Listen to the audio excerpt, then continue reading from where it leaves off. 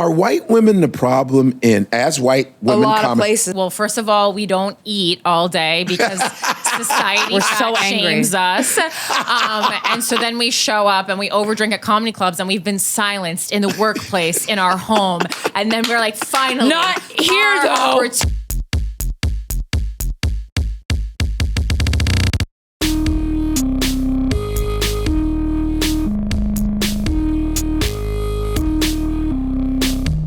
We are here with legendary stand-up comedian, perhaps the Cher of stand-up comedy, Godfrey. Oh my gosh! Thank you, legendary. Whoa, Jesus! Okay. You are. You're great. You're great. Yeah. You're one of my favorite comics to watch live. You're fucking hilarious. Extremely engaging. You know what I love about you is like your expression never changes. So I don't know what you like or don't. You're just like you're like, hey, Godfrey. Yeah. How are you? Yeah. Man, Exactly. that movie was great. Yeah. That's the key.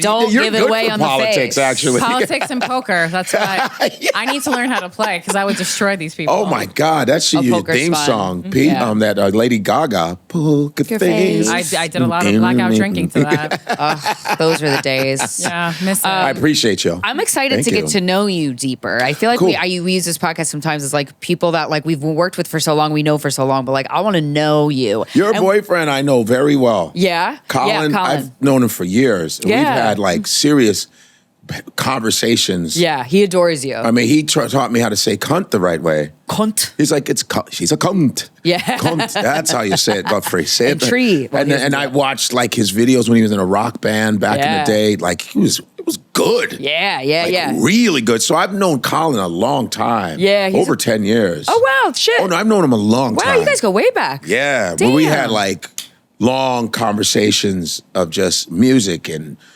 being Irish, being Nigerian, our flags are damn near the same. Yeah. You know, and just the business and just a lot. Yeah, I've known him for a long time. I like Irish people. I found that like I know like you know categorizing a group of people as one thing is a dangerous thing. But for the most part, people from Ireland are just no bullshit. None. And they stand up. They are not shy about being pro-Palestine. Right. I respect the shit. When Ukraine, I first went there is when the Ukrainian war was happening.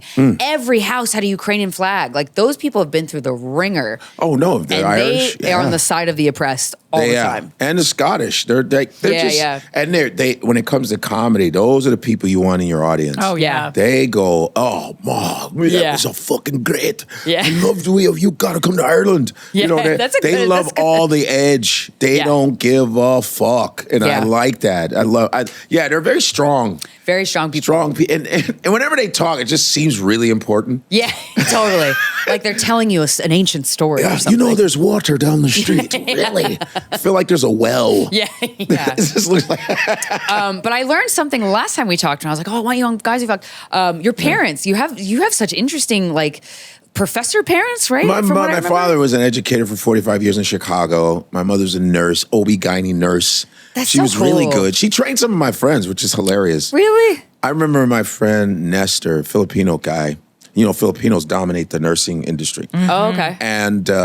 And I remember he comes up to me, he says, Godfrey, man, you know your mother trained me, right? I was like, what? It's like, your mother trained me to be a nurse. She's awesome. She's so good. She doesn't take no shit. I go, wow. It's my mother. That's so cool. Yeah. So my both your parents are like strong and like knew themselves. It sounds. They I don't know. knew they themselves. Cool. Yeah, Nigerian immigrants that left from civil war. Fuck. There was a big war called Biafra War in late 60s. It was like a tribal war, but it's usually over oil and shit like that. But there's interfighting with tribes, and they were out to kill my parents' tribe. Oh, shit. In Nigeria, there's Igbo, there's Yoruba, there's a lot. They have like hundreds of tribes in Nigeria. So the main ones are Yoruba and Igbos, okay? And so they were trying to kill my parents. Like, they're going after Igbos and shit. Fuck. Like in Rwanda, the big thing in Rwanda, the Tutsis. Yeah. So my father changed our last name to just be able to get the hell out of Nigeria. Smart. You know, changed it. He was real smart. Just changed it. And my last name is Danchima. Oh, that's beautiful. So, but the Dan came from my father's name, Daniel. He took the Dan, put it to Chima, because we were just Chima. Okay. So I learned all this shit now. I'm like, because I was like, what's Dan Chima? And it's Chima. Chima was would have been my name, last name, but it's Dan Chima, so we could get the fuck out of there. So my sister was born there. So Okay. she's like, yeah, immigrant too, kind of. But so they ended up in Nebraska. My father had scholarship Whoa. for teaching in Nebraska, and I ended up being born in Lincoln, Nebraska. Okay. Oh. Is that where you grew up?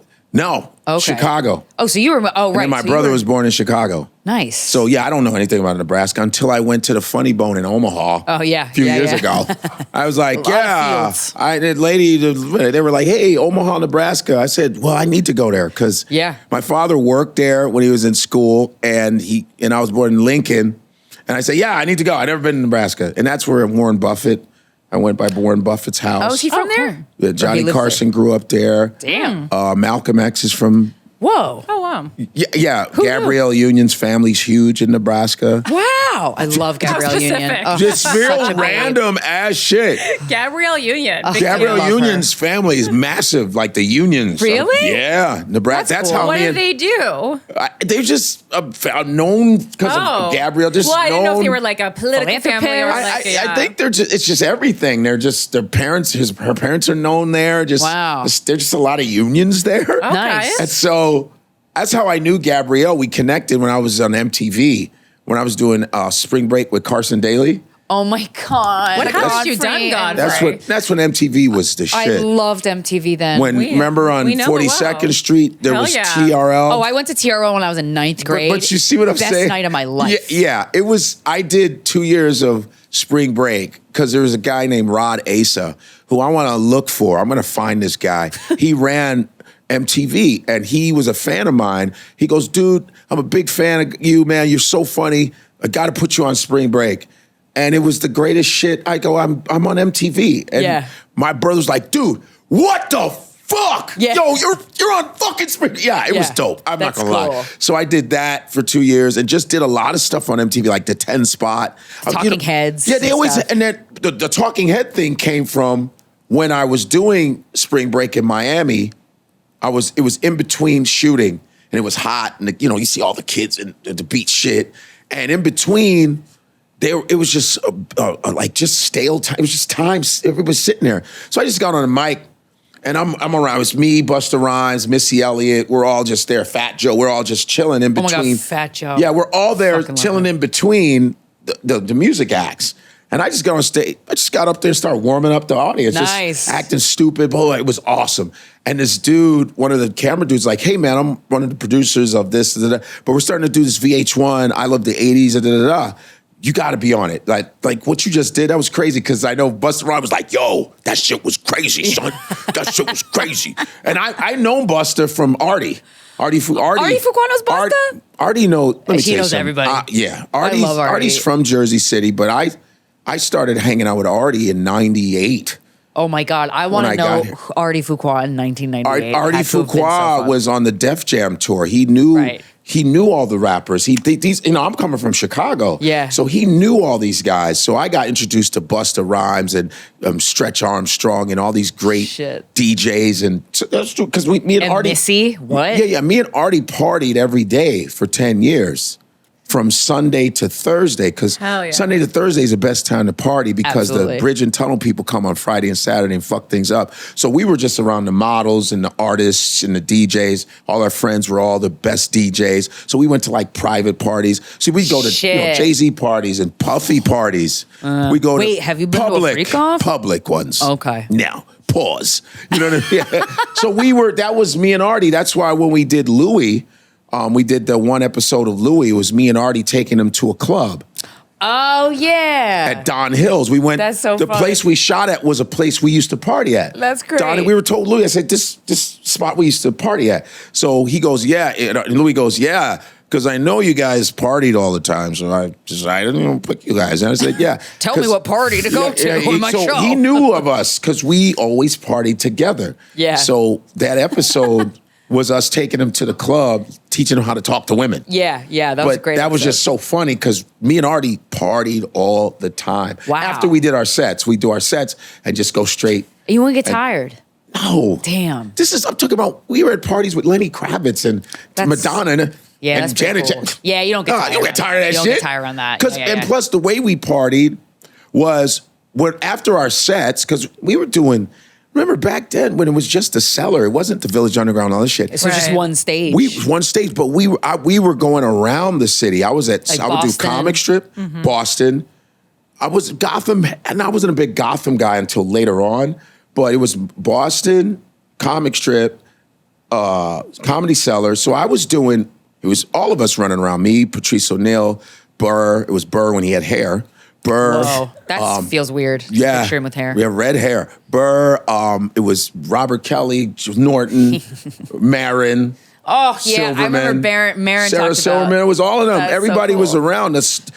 So we were doing, man, on the weekdays, 5 to 6 shows a night. Then on the weekends, it was 8 to 9. How many And then we did comics- Cafe Wa because Esty would right. make us do the 9 and the 12. And Cafe Wa Wa had was comedy? Cafe Wa was a zoo, man. Wow. She would, Esty would go, okay, you have the Cafe Wa at 9 o'clock and 12. I go, damn. That's a big gap. And it's like she would make us do the actual room and the Cafe Wa in between. So Esty would she would throw us up there. We'd just be working. Yeah. I mean, Esty. Boot camp. I give most of my comedy fucking career to Esty. Yeah. Because the fact that I hosted the Cellar for 5 years. Nice. I hosted from 9 p.m. to almost 3 a.m. straight. It wasn't like a break. It wasn't a couple shows. Yeah. It was one long show. And Todd Berry used to be the first guy up. Toddykins in Because the of 90s. his energy, it would be Todd Berry, Greg Rogel. I love him. And then it would be Greg Giraldo. It would be Colin Quinn. It would be Fuck. Yeah, it would be Wanda Sykes Hall when she was married to a man. Whoa, she was married to a man? Yeah, she was like. And Damn, then this is a legendary group of fucking comics. Yeah, it was her. Then Seinfeld would come through. Ray Romano would come through. Robin Williams would come through. There's a picture Jesus of Robin Christ. Williams in the Cellar. You can see it. Oh, I'm sorry. Is it someone famous? Pick it up if it No, is. it's Robin Williams talking to I you. know. It's like right. Robin was a picture of Robin Williams in the Cellar. There's a picture, and I was there that night. There's a picture of him, 98. And I was hosting, and I brought him on stage. We have the same birthday, July 21st. Oh. Me, him, John Lovitz. Who else is John Lovitz? I think that's my manager's birthday, Steve too. Byrne. Whoa. I know you Steve were wondering. Byrne, Kareem Green. I know. We're all the Wow. July 21st. Cancers? George Wallace. Yeah. So you're very sensitive. yeah, you're sensitive cancer. souls. I guess so. Affected. Affected. Yeah. I guess. Pick up on things. Obviously, Pick clearly. up on things. I think Yeah. a lot of people pick up on things. Yeah, Just some in people general. don't. Yeah. Hey, man, I could tell you're cancer. You pick up on stuff. Yeah, I don't know. Cancer's yeah. the most sensitive sign in the zodiac. I guess so. Yeah, Yeah. my mother, she was July 10th. She was that sensitive. My brother, July 2nd.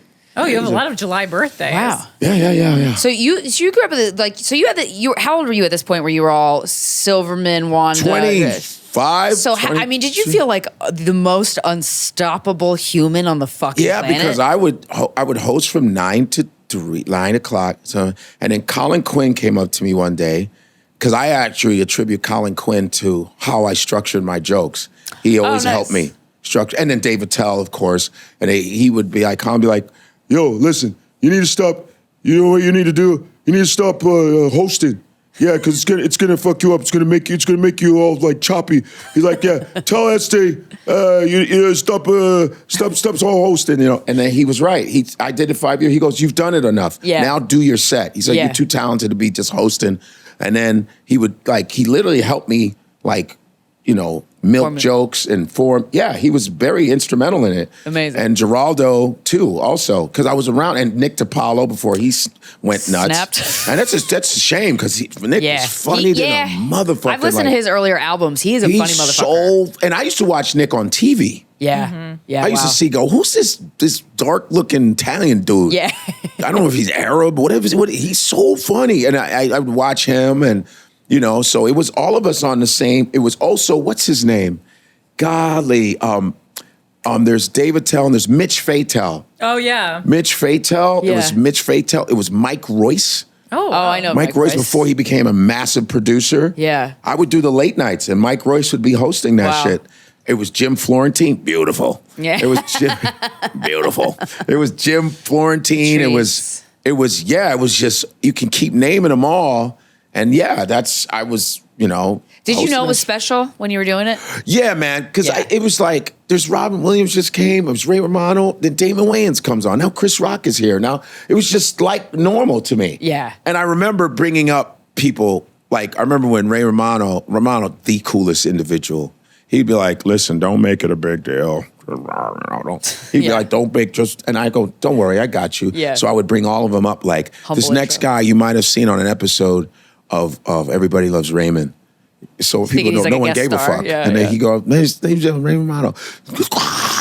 Yeah, it was. Cool. I did it. You know, you see this next guy on an episode of Seinfeld. Ladies and gentlemen, Jerry Seinfeld. Yeah. That's great. That's how I did it. You know, that's so cool. Yeah, that's what I was around. That's how I got in Jerry Seinfeld's comedian documentary. Oh yeah, have you ever watched it? I've watched it so many times. There was really good. A period of comedy when I watched it every year to use it as a measuring stick for how far I had gotten in my career. Right. I have it on DVD. Oh yeah, so I'm in it where I'm talking to him at the table, like, hey man, so how long you been on the road? I was around because he was around us. Yeah. Because he was making a comeback. And so he would be in the lineup with us. Yeah. And so he would sit down and give me advice. Like he would sit down and go, hey, I'll give you some advice. I say, yeah. Give me some advice. That's so fucking And he good. goes, how long you been doing comedy? And I was about in my 9th year. I go, and I'm all proud and shit. I'm like, yeah, I'm about like 9 years, going on 10. Yeah, shit. You know what I mean? He goes, okay, that's kindergarten. That's cool. Yeah, isn't that funny? And then he goes, remember this, whatever your age is whatever your year is in comedy is your age in comedy. That's the wisest shit I've ever heard of. That's very true. If you're doing it 10 years, you're a 10-year-old. If you're 9, you're a 9-year-old. That's very true. The best shit I ever heard, and it's so true and it's so accurate. Yeah. Because you look at yourself as a 10-year-old, look at yourself as a 15-year-old. 10-year-old knows more than a 5-year-old. Yeah. 15-year-old thinks they know everything, but they still don't know. Yeah. And there's a 21-year-old. Yeah, I'm an adult, but I'm still learning. It's so accurate. Yeah. You know, and that was when I worked for Cosby. You know, I worked for Cosby. Oh shit. On his second sitcom, Cosby, with Madeline Kahn. I was the audience coordinator. Madeline Kahn. And I got to watch Madeline Kahn for 6 love months. her. Oh my God. Are you fucking kidding me? And she was very nice, just so nice to me. And it was What a Felicia legend. Rashad. I met Felicia. Red Buttons. I met Tim Conway. Fuck. That fucked me up. I was like, from Carol Burnett show, Tim Conway. Like, because they would come and see. Cosby knew all these people. Wow, yeah. So I was audience coordinator. Yeah. That was the year his son was murdered. Oh my God. I was there. I lived in Queens. Oh I my lived in Long Island God. City. So you were working with Cosby when oh my God. Yeah. I was there.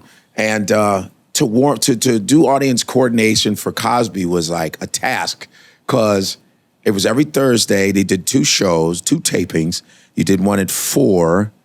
Was it 4? Yeah, 4 o'clock or 6 o'clock. I can't remember. 4 o'clock. That's right, 4. And it was a run through. Like a run through was not as. It wasn't. It was fast. Yeah. But I'd have to like talk to the audience, blah, blah, blah, talk about the stage. I'd bring out Dr. Cosby, bring out Felicia Rashad, Madeline Kahn, and this other guy named Chowdhury, Sinjit Chowdhury, very famous Indian comedic actor. I think he just passed away, but he was very funny guy. He was in Mississippi Masala, actually. Oh, funny. cool. Yeah. So I would bring them out and talk to the audience, and then we do a second taping, because you have like an hour break, but you get back, and I would be warming up for like 8 hours. Shit. I was telling jokes for 8 hours, like Damn. literally.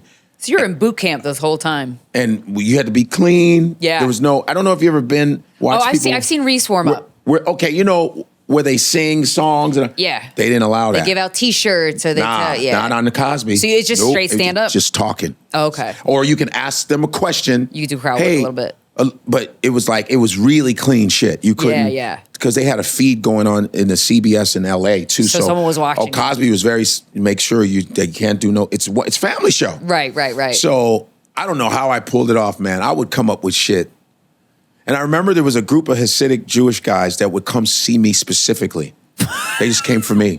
It was the weirdest. It was a group of like 10 of them motherfuckers would be like, Godfrey, yeah. They were like, he goes, Hasidic Jews, they're very bold. He's like this, you should be on this show. You're so funny. Why aren't you on the show? bold. Why aren't you? I'll tell you. Pay us and everything. That's so Why aren't you on the show? We come for Godfrey. Because I remember there was a lady, it was really kind of angering. There was a lady that was kind of shitting on me. I In asked the her a crowd? question. I'm not even bullshitting you. And I was like, you know, my instinct was to like, I should burn this lay lady. in on I her, should tear her ass up. But she was with her daughter. I remember she was Even like, better. she was like dogging me because she didn't like me.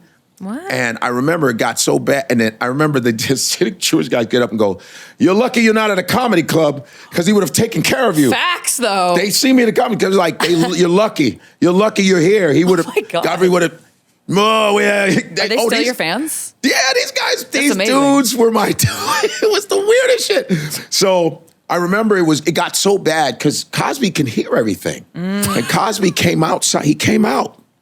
He came out from behind the scenes and came up to the lady. Listen, and he took the mic. I gave him the mic. And he goes, he's like, "I want you to come down here. I've been listening in the back, and what is your name? You know?" And she's like, he's like, "You're a mother. You're a mother of this child, and you're talking to him, and you say you don't like him. You do, but that." And he said, "Why are you saying that?" Because he can't respond in the way he would like to because he's not in the comedy club. So why would you do that? Let me tell you something. He made her feel so small. I felt sorry for her. I mean, I usually be like, "Yeah, bitch. Yeah. Yeah. I was like, I mean, the way Bill Cosby checking you, like he's checking Theo. Yeah. It was, and she goes, you should be ashamed of yourself. It was, wow. She was this big. And now I gotta go, all right, give over Dr. And Cosby. we're back. Now we're back. Yeah. Well, it's interesting she got though, served. because knowing all this, like, you know, that was very much like the Bill Cosby mentality, like, you know, telling, you know, young black men to pull their pants up and stuff. Right. So all this kind of stuff, but it's just so interesting that- knowing With what he was doing. we know now. How is that for you? Like, It's like, Because that people have opposites, right? Yeah. That's an example of opposites. That's a hard pill. That's got to be a hard pill to swallow. hard pill to swallow, no pun intended. Jesus Christ. Look at you. And Yeah. I mean, how do you deal with that? You know, it's like when I was around him, he was cool. Yeah. I mean, this is Cosby, bro. Like, right. He's you're legend. talking a guy who changed television. Right. I Spy in 1967 with Robert Culp. Yeah. He was the first black leading guy in a national TV show, you know, because the racism was real, Yeah. you know. And he was the first guy to be on the Jack Parr show and actually like on a national TV show to do stand-up. You know, he did that famous Noah's Ark joke. Oh, yeah. On Jack Parr's show. Yeah. And he was like, he was a commercialized black comedian. It wasn't Dick Gregory. It wasn't Godfrey. There's a guy named Godfrey Cambridge, who was another famous comedian from the 60s. There was Godfrey Cambridge. But then Richard Pryor wanted to be Bill Cosby. Richard Pryor wanted to Really? be, yeah, of Oh, course. he was his own thing because Richard wanted to be Bill Cosby. That's how cold Bill Cosby was. He influenced a lot of people. Richard was like, "I want to be Bill Cosby," because Richard Pryor got on Ed Sullivan's show and did clean comedy. Him and Carlin were moving at the same rate. If you saw the Judd Apatow documentary of George Carlin, have you seen it? Yeah. Him and Richard were on the same shows. They were the Right. same kind of guys. They eventually wanted to be clean. He was the weatherman. You know, Carlin was the hippie weatherman, and Pryor tried to be this clean cut dude. But Pryor and Carlin at a time were like, "Fuck this shit." Yeah. Carlin hated the government, anti-war, and they both kind of went their ways and said. Richard Pryor grew up in Peoria, Illinois, which is not that far from Chicago. Right. His mother was a prostitute. Father was a pimp. Grandmother ran the brothel. He grew up, he was molested. He goes, "I'm going to be myself." But Cosby God. was his foundation for it. And he was very funny as a clean comedian, but he was into drugs and shit like that. He was fucked up. Did he know Cosby? I think At he the knew. beginnings Yeah, of- he at the knew. He beginning of kind of his knew career? because you can see when Richard Pryor talks. I got my Richard Pryor. Yeah. When he talked, he was almost had a Cosby-esque kind of delivery. Cadence. Yeah. Yeah, you see, and you know, that's Bill. You see, my wife, and he goes, "You motherfuckers," you know, and it was almost the same kind of cadence. Sometimes when if I'm imitating Cosby, right, there's a Pryor-esque thing. It's back and forth. So eventually he did this album. Well, his first album was Live and Smoking. That was April 29th, 1971. It was at the Improv when the Improv was in New York. If you see it, he's bombing. Like he's talking. Pryor's eating his balls, but it's when that's what he was trying to start to do his shit. Like he was talking about, dopamine and shit like that. He goes, yeah. He's like, the first time I met white people was when they came to fuck my mom. He goes, can I speak to your mom? Is your mom home? Well, I'll check and see if she's here. Yeah. He's like, that's the first time I ever met white folks, man. I never met a white person until they came to get some pussy. Fucking great. But it's so dope shit. Like he was, and he's talking about like if you look at Live and Smoking, if you ever get a chance, watch Live and Smoking. Not a lot of people. It's a New York night. It's like how our clubs can be just a few people there, and it's just him, and he's like, yeah, and he's smoking and shit. And they show like at the beginning of the movie, they show his material on paper, and then he's just like smoking and talking about, you ever have methadone and shit, and he's going, hey, man, motherfucker. He's doing all his characters that he would be known for. Yeah. Right, later. So this is 1971. So his first real live stand-up, one of his best was 1979 in Long Beach. That was like his best shit. It's called Live. Yeah, it's just live. Richard Pryor live in concert, which my buddy's father directed. Oh, nice. Jeff Margolis, his son, Eric Margolis, did my first Comedy Central special. He was a cameraman from USC Film School. Because we shot some videos. Remember Funny or Die? Oh, yeah. So I shot a video called White Women's Workout. Where It's already hilarious. I made this shit up where I go, I'm going to do an exercise method where I use racism and exercise.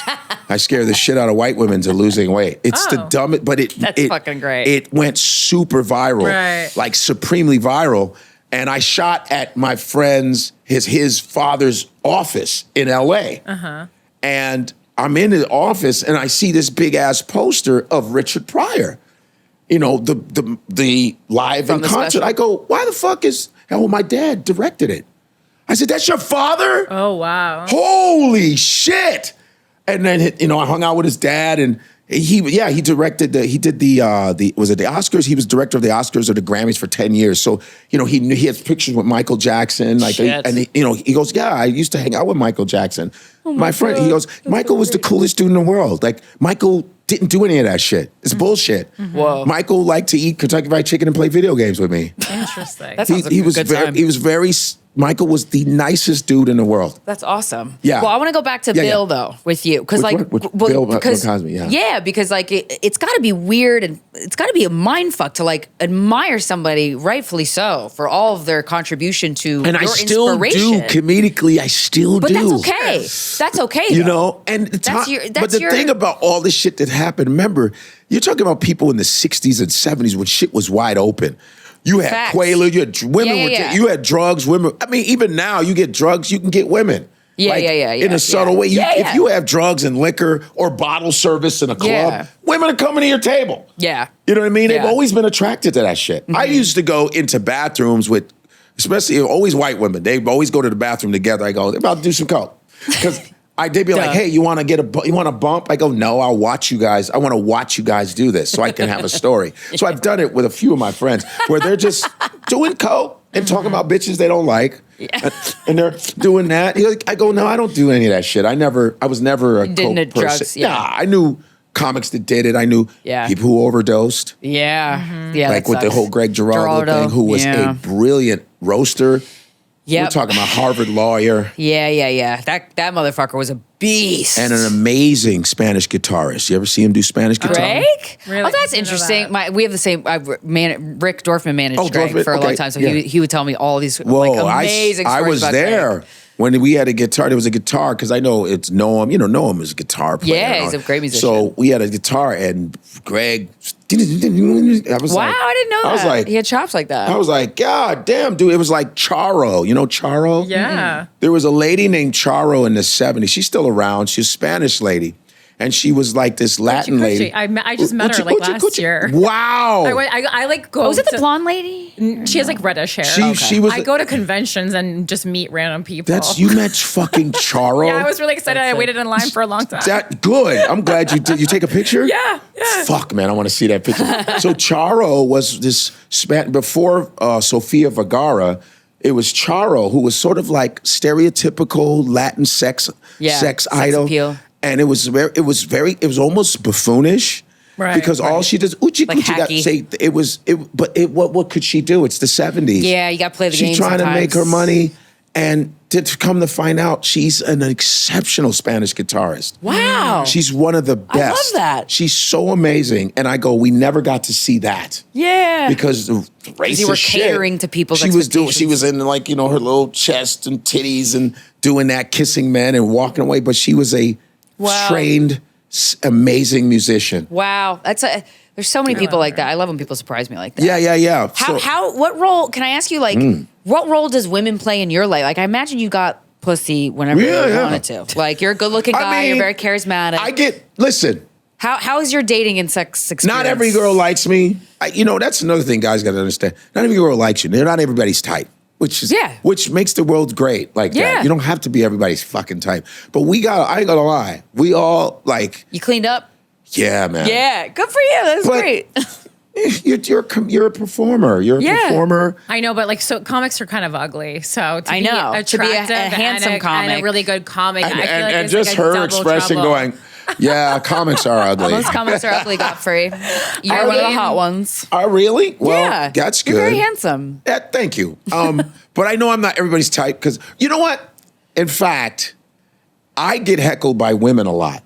They'll just like yell they're shit. They're flirting with you. That's what I kind of think. Because I remember I've had some women say some nasty shit to me from the stage, and I didn't even do anything. Because I'm not a crowd. I don't work crowd. I'm not interested in that shit. I can, if I need to, but I have no interest in going. Oh, you guys married? I don't. Who cares? Give you don't care. Fuck about that. Yeah. I have jokes. Yeah. And I might bounce off of somebody and go, right? Yeah. I'm not. It's fake. It's like, I don't. But you get heckled by women a lot. Always women. Always women. I guarantee you. Tell me why. Because you guys are attractive women, so you fucking tell me why. Now, there's this type of woman, it's just a type of woman that's like, they still have that playground mentality of like, if I give this guy shit, if I nag him, then he will take the bait. But you can't nag a comedian. Yeah, right. That's where they don't realize that. So, they're boxing over their potential. Okay, now here's like example. There was a couple nights ago, I was arguing with 8 white women. Going off on me, like they all wanted to fuck you. The one. Was it like a joke? Were you telling a joke about? I was telling. I got on stage and the lady in the front was like, "Ooh, yeah, doing this shit." But I knew she was going to be a problem because I know she was drinking a little bit. You know when you go, you smell them right away. Be a problem. And I'm going on last usually, so it's like this has been a plaguing free drinks thing. In. So when I get up there, they're like. Right.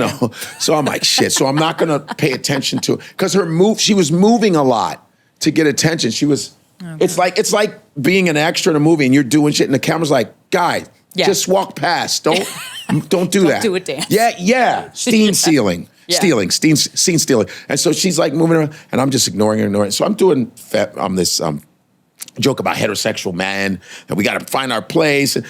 Nothing misogynistic about it at all. And I was talking about my gay friend, Akeem Woods? Mm-hmm. Akeem travels with me on the road a lot of times. So he's always telling me, because gay dudes tell the truth. Yeah. And he goes, Godfrey, I feel sorry for you because he'll always try to introduce me to women. There's some women that want to meet you. Because he does that for me. Because I don't really go out. I don't go out anymore, really. Yeah. If I don't have any merch or nothing, I'm not coming out. Because of Me Too movement and all that, I just don't show. I just don't go out unless it's super fans after everybody's left. Because most of the time, people leave. Do. I'm like, you know what? If you really want to talk to me, you'll wait. Then I'll come out. And then you do. And I'll take a little picture and, But ever since Me Too and all that, people getting accused, I just stay in the green room. Okay. Because I go, hey, they can't accuse you if you weren't there. What was happening? Are you afraid? No, I just you finger it? You could be like, no, I would be. You gotta, because that's what Keanu Reeves does. He does his Jesus hands, right? Because people will say he and the boyfriend, oh, why you? I don't even. And some women want to touch you. They'll be like, "Can I?" Oh, we know. I go, yeah, we've been probably molested by more women than men at this point. I believe that. Yeah. You know, and so so the lady I start doing this joke, and then she starts saying fucked up shit to me, and I go, "Could you like be quiet? Like, could you be quiet?" I've been ignoring her. I'm good 15, 20 minutes. We're having a great time. Everybody's laughing hard, and I go, "Could you be quiet?" No, I was like. Oh, God. Then I was like, all right, shut the fuck up. Like, you know, we all have done that. Shut the fuck up. Yeah. Then the girl goes, no, you shut the fuck. I go, oh, the bitches have spoken. You shut the fuck up. And now everybody's going off. And we go, all you bitches shut the fuck up. Yeah. Now you guys are getting together. Now it's women power. You guys were with me. Fuck all of you. Yeah. All of you can go. Well, I'm leaving. Exactly. Good, thank you. Logic. Leave. It's not sexist to tell a woman to shut up if she's talking, though. Right. And that's like when she shouldn't be. And that's like kind of the missed point here. Yes. And I'm like, shut the. I let her kept talking. Yeah. Then her friend's like, you should. And her friend was on a Hinge date, so I was wondering why the guy was like he was just sitting there like this. And I found out it was their first date. Oh, and I go, this is good. Now you know what the fuck you're dealing with. Into. Yeah. And so long story short, this lady sent me a DM, right? And wrote what happened, and she totally lied. It was so funny. The show went well until Godfrey got up and started screaming at us. That's all she said. Started screaming. I said, bitch, you forgot that your drunk, coked out ass fucked up. I said, boom, boom, boom. And I said, bye, bitch. And then I blocked her. Fuck it. She literally just lied. Right. Because you're on camera. Yeah. We got you on film, bitch. Yeah. But yeah, anyway. That's frustrating. But I get that from women all the time. Like I've had another girl. This was so funny. It's a black girl. She was with a Bangladeshi man, right? And he's darker than me, you know. And so I'm talking about this my Indian friend, and then I look at him, I go, and he's like nodding his head, like, "You Indian?" He goes, "No, I'm from Bangladesh." No, I'm sorry, no. The girlfriend goes, "He's from Bangladesh." Like she grabs like onto him. He can't speak for himself. He's from Bangladesh, I go, "Oh, okay, yeah." And so I go, "Oh, okay." And so I know how to greet in Bengali. Oh, so I sick. said, "Kemonacho." He goes, nice. "Valo." He goes, "What the fuck?" We high five, right? I go, "Aha." And the place, this is in the underground. Everyone goes, "Yeah." Yeah. I go, "Ah." Because she got angry because she screamed out at me first. All I did was greet him in his language. And then he was like, "Oh shit." Yeah, right? he loved that. And I just go, "Aha." Boom. After the show, she comes up to me. "You tried to embarrass me." She's yelling at me. Tried to embarrass you. She goes, "I'm a black woman." I said, "Oh, now you're black." Oh. Just 100 feet away, you turn black. Is that when you decide to be black now?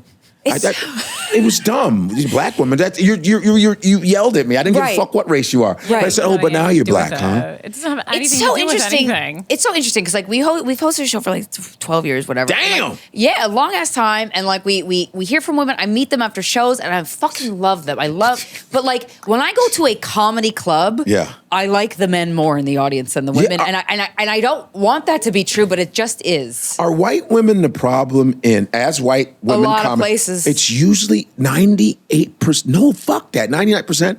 Whether it's, I remember Big J. Okerson was talking about it.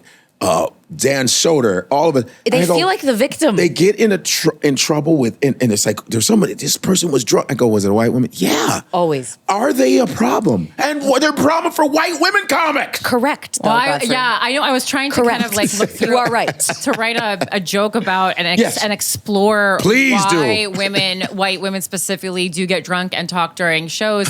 And I mean, I wrote this whole theory. me I have bullshit. to go back into my notebook because it's like Yes. an old thing, but it was You gotta bring it back. It was basically because, well, first of all, we don't eat all day because society We're so shames us. And so then we show up and we overdrink at comedy clubs and we've been silenced in the workplace, in our home. And then we're like, finally, Not here, our though. opportunity to speak. And it just so happens when it's in a comedy club. That is such a great So- observation. Because because my whole set is really like pro woman, and so like I'm sure. it bothers me too that women are the ones I'm constantly yelling at during comedy shows. So I was like, well, maybe if I look at it from their perspective, perspective, Fuck then no. I can bring. But then you gotta bring it to up. the table. It's not an old joke. It's I'll never- current. I argued with 3 bitches, 8 bitches 2 days ago. It's current. No, it's just an old joke in that I wrote it several years ago, But and it's I time. can bring it back. Oh, please. Time to unearth I it, also Corinne. didn't do comedy for 6 months because of running for mayor. So, How do you feel? Are you rusty? I'm just back. How you feeling? I'm not. I'm not rusty in my delivery because I was still public speaking a ton. You know, I just feel like I'm a different person, so my comedy has to be different. So The political shit must be. I had to throw a lot of material away. Yeah. So you bring anything I just back? feel like once you run for mayor, you can't be like, look at my post. You know, like it's just like it's not. could, but it's Nah. It's not Just weird. you running for mayor is just so interesting. Yeah, I have a right? whole big piece about that, You got- and then it's just kind of who am I on stage now? Did you get a lot of how many votes did you get? I don't know. Well, I wasn't on the ballot, so Yeah, none. yeah. So the board of elections is Well, I where mean, the some people gatekeeping wrote starts. me in, but yeah, that was the whole thing. I spent $15,000 fighting them in court. I went to the regular court and the New York State Supreme Court. Just to run? Yeah. Mhm. They don't give you a set of instructions on to how to hand in these signatures that were every candidate's required to get to be on the ballot. This was literally about They give one you- line on a cover sheet, Godfrey. And we got over thousands over the required amount of signatures. We were on the streets of New York City for fucking like a long time. And it wasn't even a mistake. It was just literally like I retained lawyers, election lawyers, to tell me how to fill out this cover sheet because that's what you have to do. And just the way they interpreted the statutes of the law was not what the Board of Elections wanted. So like people are even being like, oh, you made a mistake on your cover sheet. No. I did not make a mistake. No. A mistake is I wrote something down with purpose that was not what the Board of Elections apparently wanted to see. Yeah, so instead of giving you an instruction sheet, they give you a set of statutes to hire somebody to interpret. That makes no fucking sense. And no New York lawyers makes will no even fucking work sense. with you if you're kind of unknown. So I got New Jersey election lawyers, but like they're high level. They were not cheap lawyers. I got the best lawyer I could find. all Crazy. fucked up. Yeah. And, And that's why it makes me so happy everybody's mad at like all the system people are mad at Zoran. So I'm like, yeah, fucking go Zoran. wow. Like, Because I remember the system's so Ben fucked. Glebe ran for president. Oh. You know Ben? Yeah. Ben's my buddy. Ran for president? Yeah. Wait, Ben, I want to talk to him. Ben That's is my crazy. buddy for a long time. Ben, it used to be me, Ben, my friend Artie, whose father was a movie scorer. Oh, cool. And my Composer. friend Margolis. It was all of us used to hang and do sketches and stuff in That's so LA. fun. Because I was that's cool. bi-coastal LA. So it would be me, Ben Glebe, Ari, my buddy Aaron. It was all of us just shooting random ass sketches and shit. My other buddy, Ben Cohen, whose dad ran fucking what's the people who run American Idol? Oh, yeah. What's Jesus. the company? You know it. Come on. Well, it's Fox. Is but it it's, Simon Fuller's company? No. What's the production company? company? It's Mantle, Fremantle. Oh, Fremantle. His Okay. father, my friends. So remember, I'm hanging out with Margolis. There's Ben Cohen. His father runs Fremantle out of London. It's Anthony Cohen. So my friend is he's a boxing, he writes a sports boxing British dude. So that was my crew in LA. Nice. And so he was Simon Cowell's boss. Oh, shit. Yeah, these kids are like privileged kids. So those were all. So Ben Glebe, that's how I started hanging out with Ben Glebe. And Ben was running, he's like, Godfrey, I'm running for president. Hell yeah. Wow. I said, what? Might He as goes, well. yeah. So I made videos with him at Gotham. Oh, that's great. I got, Some campaign this is my vids? man, boom. He's running for president. Yeah. Wow. And so I made a video for him Damn. because I'm good friends with him. That's like Wow. my So buddy. he went into politics for that's amazing. And Joe Rogan got pissed at him. Like I think Rogan was like, "The fuck you running for president?" Like he was like Joe Rogan got went off on me and some weird shit. I was like, Oh, that's dumb. not sure why, man. People are mad know that you're what? running But for yeah, office. but People that's got mad she was running. That's a big part of my I know. of my new 15 minutes is that when you run for I mean obviously for me everything is mayor. I go, listen, for years they've been telling libs to freaking run for something, you got to run for office, and then when you run for something everyone's going to Who be does she very think she mad is? that Oh, you're it's- running it's- because they were like, oh, we meant something much smaller. We meant like PTA president.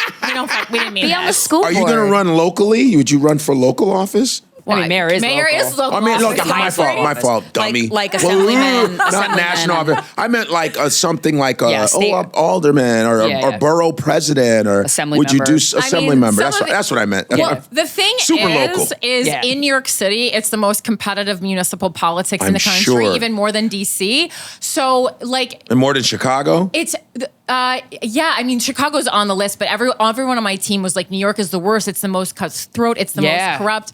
And like, so there was like a city council race going on in my district, and it's fucking Anthony Weiner is made a comeback, and people are raising $250,000 for city council. So my point being is that those races are just as competitive as mayor. Why not go for mayor? Right. It's not any easier to win city council. It's really not. Wow. And comedians are truth tellers. We need a truth teller in that high of an office. Well, I think it would be easier to get on the ballot because they wouldn't try to stop you in the same way. But the race itself is not any easier. Like I was Okay. looking at what was happening in city council, and I'm like, this would have been a very hard race to run. And Zelensky, he's a comedian in Ukraine. He was. Yeah. there's When a- Corinne there's told me fo- she wanted to run, I was like, fuck yeah. There's footage of him performing for Putin. yeah. When he's Are doing you the piano serious? thing with his dick, like he's pretending like he's playing the piano with his penis. Are you serious? Ding, ding, ding, ding, ding. So funny. He should you bring can- that clip You back can look up. it up, and you see Putin is like Yeah. Wow. laughing. Remember when you liked me, Vlad? He's like, oh, funny. Wow. This guy funny. I don't know. Очень смешной means very funny in Russian. Очень смешной. Очень смешной. We don't have much more time, Godfrey. Oh, really? But I know. Damn! But I want to ask you You gotta make questions me a that are part two. relevant. We should. I think you gotta make me a part two. fascinating life. Yeah, part two. But I want to ask you like a question that's more relative to the theme of the show. When was the last time you've been in love? Oh, Lord. Wow. Oh, has it been long? It's been a long time. What? Yeah, I've been single for like 8 years and shit. Shit. But I still live with my ex-girlfriend. What? Godfrey. But it was... It works out. It's one of these things where it was supposed to be, then COVID, it was like a lot of shit. Yeah. And it's one of the things where we were going to break up, and then she was supposed to be out of here, and then that shit didn't work. And I was with her 10 years. Wow. And I know her family well. So when my Okay. parents you're in have it. passed, but when my mother passed, my father was still alive. I would spend time, and when my father passed too, I would spend time with her family. Oh yeah. You know, they were like and I know her brothers and sisters, so I was in it, All integral integrated, part. yeah. Yeah. So, and her father just passed. Her father passed a few years ago. And with same birthday, July 21st. Wow. And What the isn't that fuck? crazy? And her mom, and I was very close to their family. I'm close to them. Yeah. So it was one of those things where I was like, okay, get the fuck out of here, go about your business. But then shit didn't work out for her. And I know she wanted to change her job because she's in private equky. Okay, Like shit. supreme smart. Wow. One of the few black women in trading. She traded for Deutsche Amazing. Bank. Oh, cool. What a badass. What's the Barclay? BlackRock? She worked for Oh. Barclay on 50. You ever go on 50th Street and see Barclay? Oh, yeah. That's where she worked. oh, wow. Badass. So she has all her license in trading. So that was my girlfriend for 10 years. Everybody knew. Attell knew her. Aw. Everybody knew her. Patrice knew her. We went to She's Patrice. part of the family. There's a video of Patrice. You ever see that Patrice O'Neill barbecue online on YouTube? No. You know Vaughn DiCarlo? Oh, she's one of my Yeah. close friends. I love Vaughn was there. Vaughn Vaughn filmed it. told me about the barbecues. Yeah, and I'm there with my girlfriend at the time, Kimberly, and we're there, and it's Patrice. We're all shitting on each other. Me, Keith Robinson, Hannibal Buress, Jim Norton, what's Rich Voss. Yeah. So yeah, that's her. They all knew her. Even Gerard Butler's a Yeah. friend of mine for a Whoa. long time. Gerard. Whoa, He's cool. come to I've seen him at my shows. That's great. And Gerard, I made fun of 300 at one time. I didn't know he was in the audience, and he came out. Scottish, like, yo, did you know I was downstairs?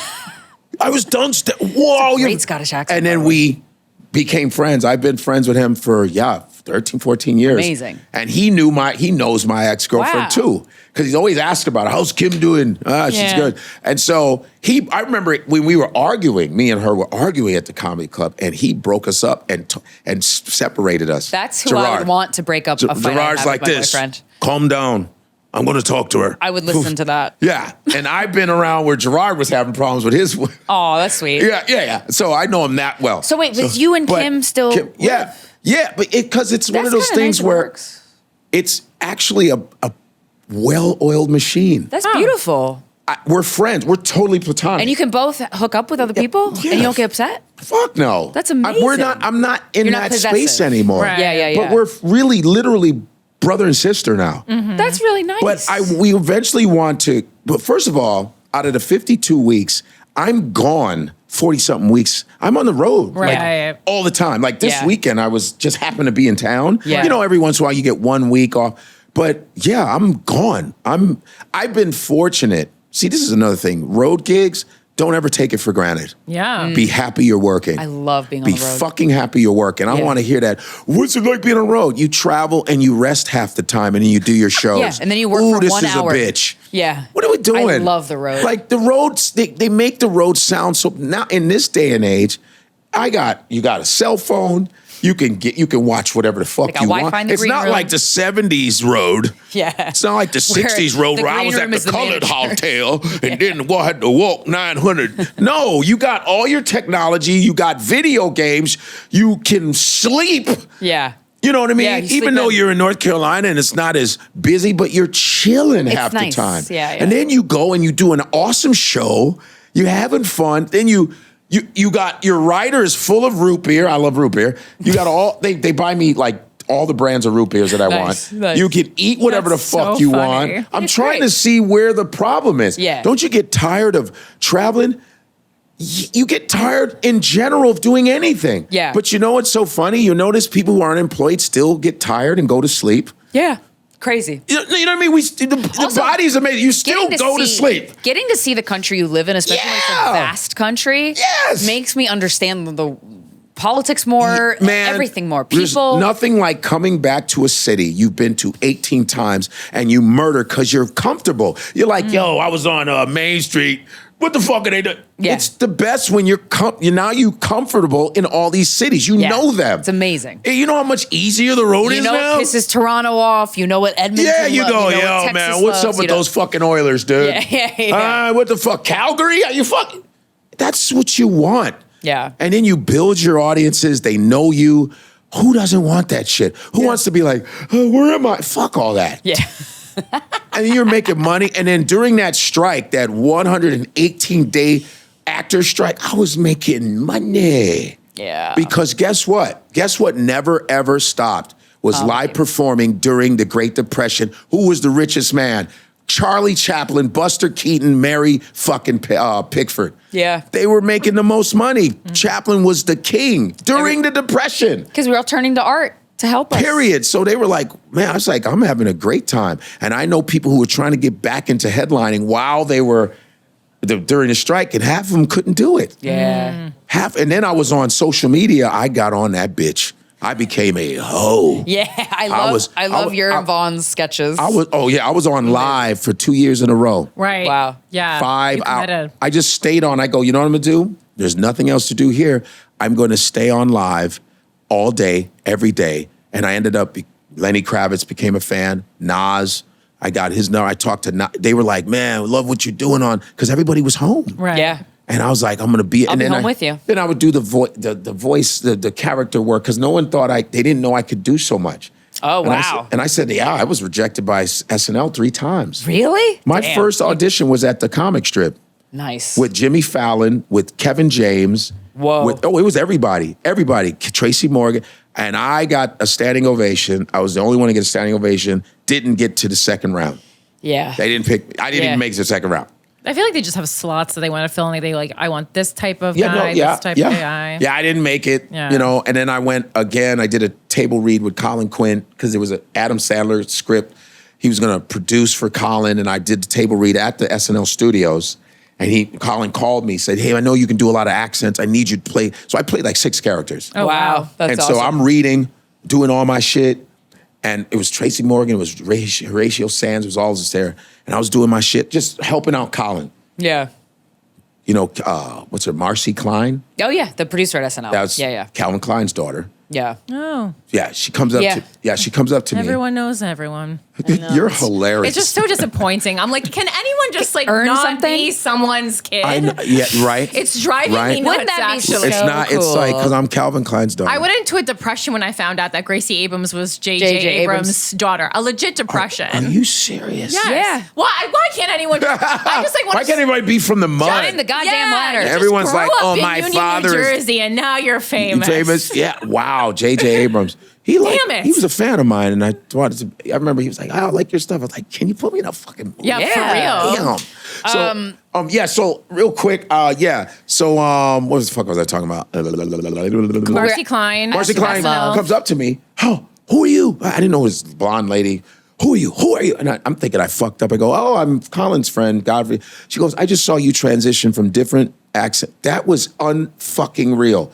And I'm like, hey, Colin, who's this lady? Yeah.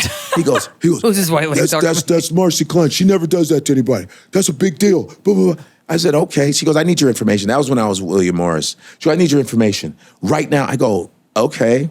So I call my agents and I said, hey, guess what? You know Marcy Klein? They go, yeah, of course you know Marcy Klein. Yeah, she pulled me to the side and was talking, and they sent her information. No response. So that's twice. Damn. So yeah, it Ice just cold never. Mars. And then Jamie Masada, who owns Laugh Factory. Yeah. He calls me. You know, I've been doing Laugh Factory forever. Right. That's my home club. He goes, Buddy, listen, buddy. I need, he's Persian Jewish. And he's like, listen, buddy, I need you come to LA to do Saturday Night Live, coming to do audition. And I need you, buddy. You can do it. I go, buddy, no, I'm not doing that shit. I've been rejected twice. Leave me the fuck alone. Yeah. Right. And then he goes, that was when Finesse Mitchell got it. I go, I'm not auditioning for that shit. Right. He's like, you can do it. I tell him, you're the best, you can do it. That's how he talked. Yeah. I got, nah, third time, didn't do it. Then Daryl Hammond, who was always on the lineup, Daryl Hammond. Yeah, I love Daryl. And I love Daryl. Daryl didn't talk to a lot of So- people. He always wears all black. He's very to himself. And I've done shows with Daryl. Daryl talks to me. He would talk to me all the time. Oh. It's like Attell. Attell's helped me with jokes. Attell will always talk to me and then walk away. Attell's weird. With his iced coffee. Attell is so kind to me. People don't realize how many conversations I've had with Dave Attell on the sneak. He would always help me with jokes. He goes, I was just thinking yesterday about the joke. Here, you should add that to. He would always. Yeah. So I just always attracted the best of the best people, and they would always give me advice. And I remember Daryl Hammond comes up to me at the bar at the Olive Tree. He goes, Godfrey, I've been wanting to tell you this shit for the longest time, man. He goes, I remember your audition at 98 at the comic strip. I go, yeah, man. He goes, I was right there sitting next to Lauren Michael. I was in the audience. Oh, whoa. I was with all the producers, and you murdered. He said, you were unreal. That was unreal. Because I was just coming from Chicago. Right. And my managers at the time, they're just like, I was, Anthony Michael Hall. Remember Anthony Michael Hall? Yeah, of His course. dad was my Legend. manager. Nice. Oh, wow. Anthony Michael Hall. Because it was Sandra Bullock, me, John Leguizamo, blah, blah, blah. That was when I first got roster. there. Yeah, it was not decent roster. So, so this is Anthony Michael Hall's dad's like, he goes, dude, that was unreal. Because they were nervous because I killed so hard. Because they said, do 4 impersonations, 4 characters. So I was like, all right, I got it. I even did Johnny Carson, and that took it to the next level. Yeah. So no one was doing Johnny Carson. Yeah. A Right. black dude doing Johnny Exactly, Carson. a So I black was man like, doing wow, it, I yeah. did not know that. Good stuff.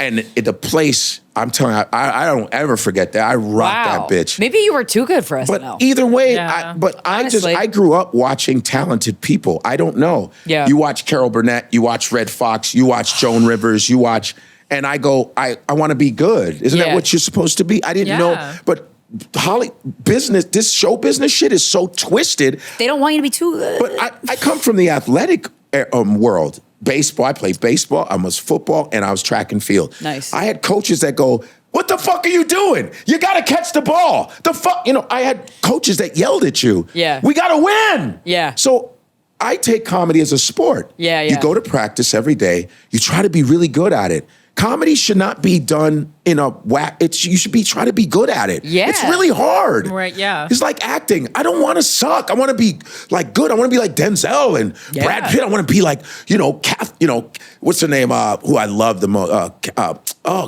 Queen Elizabeth, Kate Blanchett. Oh, I want to be good like them. Yeah. I want to have the best teachers.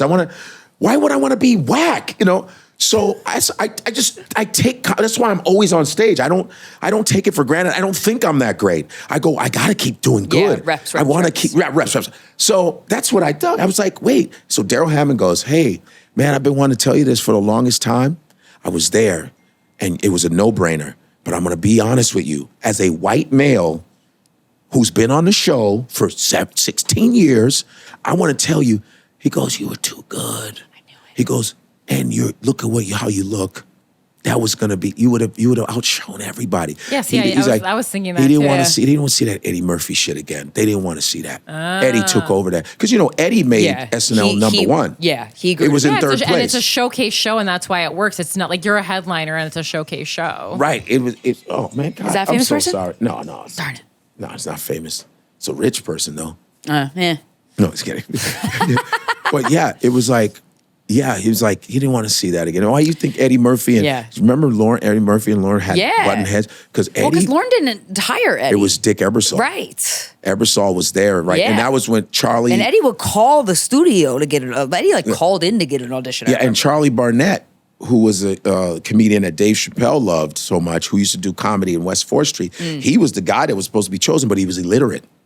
Oh, that's how Eddie Murphy got in. Wow. Which was another great choice, But Eddie came in, could read, was charismatic. Eddie was he's just a fucking, he's the baddest dude ever. Yeah. The baddest dude. I don't give a fuck. He's so funny. Yeah, he's otherworldly. So just easily, he's that talented. So he told me the truth. He told me, he goes, You're so good. He goes, I'm telling you. And it was like, you would have been bigger in the show. They didn't want to see that. They want you to outshine everybody. He kept it real with me. Yeah, and then I even asked him when I did his podcast, Daryl, I said, was that true? He goes, no, I'm not fucking around. I'm telling you. Yeah. I just wanted to make sure. Yeah, of course. And so that's when I was like, it was closure.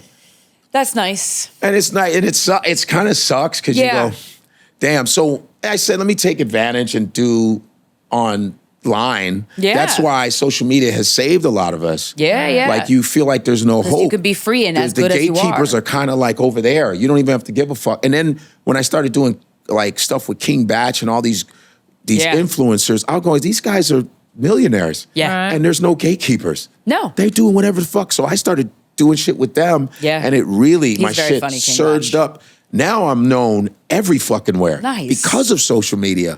Everywhere I go. Oh, I'm in Thailand. September. Hey, Godfrey. Oh, we're from Indonesia. What the fuck? It's good for you. It's thank God. But that's amazing. But there's a lot of people from my era that are like, fuck that social media shit. No. I said you can't piss against the wind. Like my old manager said, you can't piss against the wind. You gotta go. You have to adapt. But adapt to it in your talent in a way you want to. Be yourself. Have fun. But be in everybody's face. There's more phones than people, dog. Yep. Well, that's amazing. Doesn't that make sense? That's amazing. I want to come back. We need a part 2. Well, we'll have you back. You live in the area. You're a neighbor. You'll be a regular guest. True, yeah. Where can we find where you're touring next? Where can we find you guys go to godfreylive.com. Godfreylive.com. Make sure I update my shit. Godfreylive.com is my website. Thank you for Zhao Ying. You know Zhao Ying Summers? Yeah, she's the one that did my website. She's one of my best. She does a website? That's amazing. She wears so many hats. She's supremely smart. Yeah, she's like, Godfrey, I make your website for you. Godfrey, you're too good. You're too good. Sucks. Godfrey, you are the best. I'm going to make your website. Amazing. So Zhao Ying made my website, but it's godfreylive.com. And Godfrey Comic is because they took away my other account. Instagram? Because I tell the truth. So they take away, block me. TikTok, they took that away. But I'm back. I'm at 1.3 million on my Godfrey Comic because I'm learning from some social media people. Yeah. I'm learning. I pay people to do things. Piss off the gods. And so I know. Anyway, my TikTok is Godfrey Funny, which you can tell that I got my shit canceled. Godfrey Funny. That shit. It was Godfrey Comedian. But now it's Godfrey. Godfrey tells jokes. That's the new one. Godfrey tells you what's Laffy real. Godfrey. That'll be that's when you know you have a new fucking account. Laffy Godfrey underscore 59. 50. No. But that's where you can find me at. And when is this showing? In a couple weeks. Yeah. Okay. So just go to that. You can find out where I'm going to be and shit like that. Amazing. And I shot my new hour special, which I'm editing right now at the Apollo. I did it at the Apollo. Oh, that's so sick. Nice. And so thank you. And James Webb, who does all of Sam Morrill's stuff. Yeah. And James Webb, who's from Chicago like me, he asked me to do it 2-3 years ago. He came up to me and said, I want to shoot your special. He's my main camera guy. Nice. So that was good. 2 sold-out shows at the Apollo, and now we're editing the bullshit. Okay, well, when it's edited and it's ready, you come back on. We'll talk. Yeah! We love you, Godfrey. Congratulations. Thank you so much. Thank you. This was great. It Right? went by so fucking a good fast. hang. I had so much information. Because you guys know how to ask questions. Yeah, we do. You guys are good. You guys, 12 years. Come on. Yeah. Thank you for being here. This Thank has you. been Guys We Fucked, the anti-slut shaming podcast. We'll talk to you next Friday.